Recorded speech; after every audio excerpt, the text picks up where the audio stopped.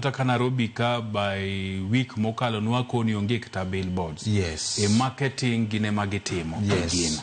So tadira makende eni Kenya Tourism Board bende nyonego manye kamoro made gidonje. Yes. Mar dhialo piny Kenya to kendo ngiso gigo mabeo manitie.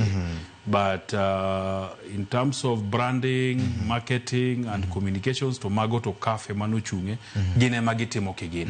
Emomiyo kata billboard mang'eny nyo chako mnaneno juma makoro kutar ticha ngwen gi ticha dek gi ka koro gichako keto gi oko. Obed ni en mar wato gi gidwa chako neno chon.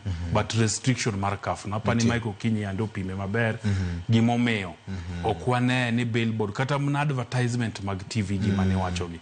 Mana juma mokale ka gi approve ka koro chak tim kamano.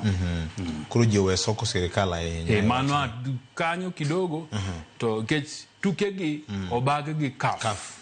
Ok serikal piny Kenya. CAF mobago tuke. CAF mobago tuke. Yes. Koro gine magin chajo mago. Iwinjo kaka jopinyo loso governor kapok wachne Ken. Aparo ni kama J10 no nyone go beni Kenya Tourism Fund sudie machiegni nto ere role mane ginyalo play nikech adier kaka nyadhi Kasarani kacha mondi ya town ka michop Kasarani onge gimora mora ma piny Kenya jo uso.